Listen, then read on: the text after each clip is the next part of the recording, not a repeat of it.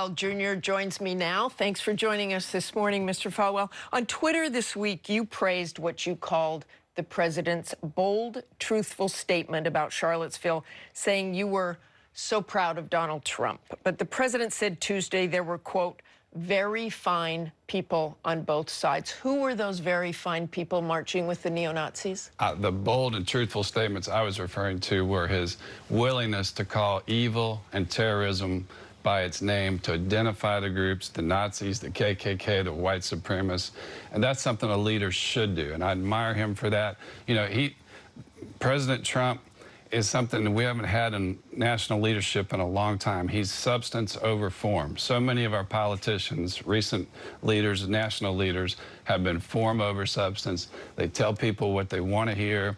They sugarcoat everything, or they have sugarcoated everything, and I think the American people have gotten sort of thin-skinned, and I think they need to listen to the substance of what he said. The only groups he identified by name as the evil and causing what happened in Charlottesville were the Nazis, the KKK, and the white supremacists. Well, that's what I thought was bold and truthful. Well, let me tell you what he said, though. Let's go back to this. He said there were very fine people on both sides. Do you believe there were very fine people on both sides? I have no idea. He has inside information that I don't have. I don't know if there were historical purists there who were trying to preserve some statues. I don't know.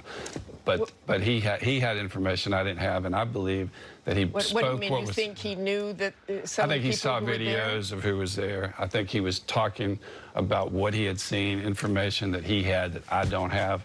All I know is it was pure evil. The media has tried to paint this as Republican versus Democrat, black versus white, Jew versus Gentile, but it's just pure evil versus good. And that's what we all need to unite behind. We all need to unite behind stopping evil, whether it's Timothy McVeigh, who's the terrorist in Oklahoma City, or it's Muslim terrorists in Barcelona, or it's somebody flying a plane into the World Trade Center. It's all evil. But when you say things like that, when you say it's all evil, but you say you're so proud of Donald Trump, that's the message that resonated. It didn't resonate that you think he might have some information. Let me also tell you what the chair of the RNC, Romney McDaniel, said on Good Morning America this week, that the second people who joined that demonstration saw Nazi flags, they should have turned tail. The second you join a group that has a Nazi flag or is joining the KKK, there is no good there. There's no good KKK member. There's no nice neo-Nazi. So I'm still intrigued by your idea that Donald Trump somehow knows there were some good people there. I don't know that to be the I just know that it's totally true what you just said. There's no good KKK. There's no good white supremacists. I've lived in Lynchburg, Virginia for 55 years. I went to law school at the University of Virginia in Charlottesville, lived there for 3 years. I never have met a white supremacist member of a hate group in all my years in that part of the country. That's not what our Central Virginia community is about. And Terry McAuliffe, our governor, was right when he said, these people need to go home. They're not of Virginia. They're not about Virginia. And they're all evil. So would you say, given what you know, there were no very fine people on that side, the side of the neo-Nazis? I don't have that information. All I know is those people are pure evil, and there's no moral equivalency. The Secretary of the Treasury said this morning that Donald Trump does not believe there's any moral equivalency between back to the RNC statement, that you should turn tail if there are neo-Nazis there, and you're still saying you're not sure there weren't very fine people on that side. I think they should. If somebody showed up and they saw that they were marching beside somebody who hates blacks, who hates Jews, who wants to do violence, I think they should just walk away, yes. The president also said there is blame on both sides. Susan Bro, the mother of the woman killed in the car attack, Heather Heyer, said she wouldn't talk to the president, as we heard there, because he equated counter-protesters with the KKK. Let's listen. Well, okay. I saw an actual clip of him at a press conference equating the protesters like Ms. Heyer with the KKK and the white supremacists. You can't wash this one away by shaking my hand and saying I'm sorry. What would you say to that mother? I think the president has made it very clear that there's no moral equivalency between what the counter-protesters did, even though maybe some of them resorted to violence in response. There's no more equivalency between that and somebody driving his car into a crowd because he hates people of other races. That's wrong. That's just evil. There's no two ways about it. And the president has made that clear. His Secretary of the Treasury said it this morning. Do you think he could have been clearer?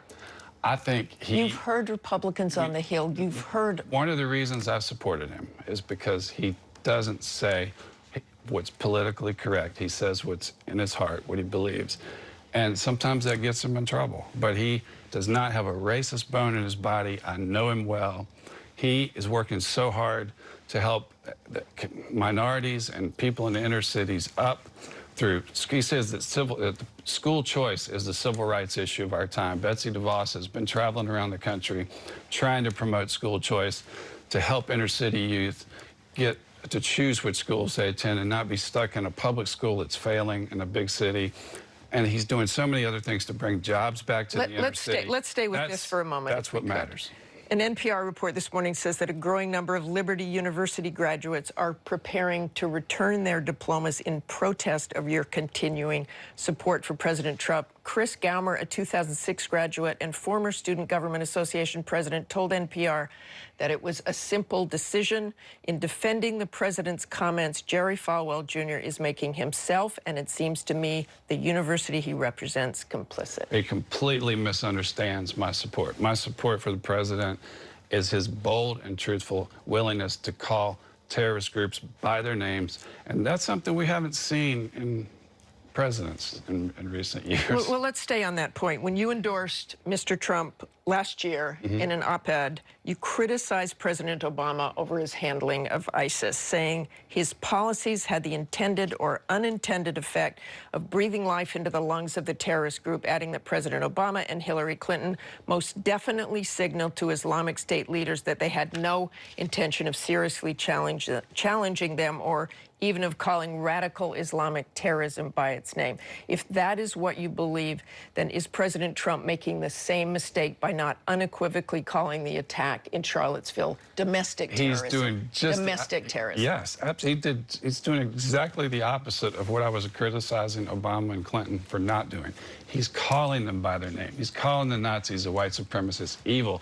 He's not calling it domestic terrorism. The president said Tuesday, you can call it terrorism, you can call it murder, you can call it whatever you want. Why hasn't he called the attack in Charlottesville domestic terrorism? He did. He said that's something for the officials to determine. You call it what you want. He said it was pure evil. He said the driver of that car is nothing but a murderer.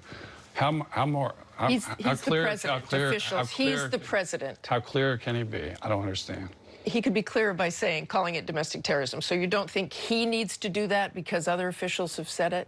Words matter. He's the one who was criticizing, and you too, President Obama for not calling it Islamic terrorism. He did. He said it was. He said you can call it terrorism, you can call it evil, you can call it murder. I'm not sure exactly what his words were, but he never said he never said it was not terrorism. Okay. He left the door open for that. Yes. Okay. Do you think he could be a little more careful in his words or not? All of us could.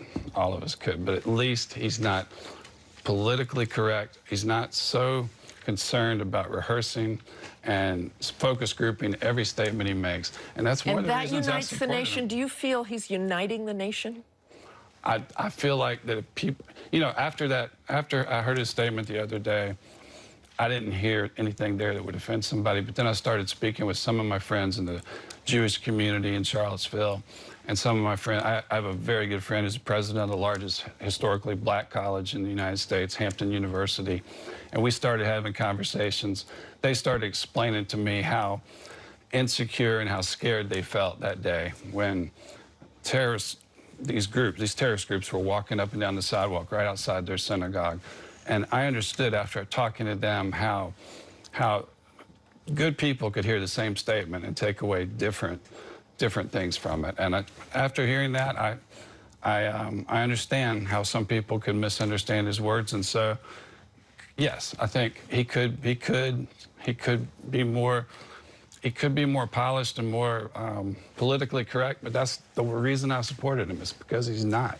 He says what he thinks, and he is bold about it. I admire that in a leader.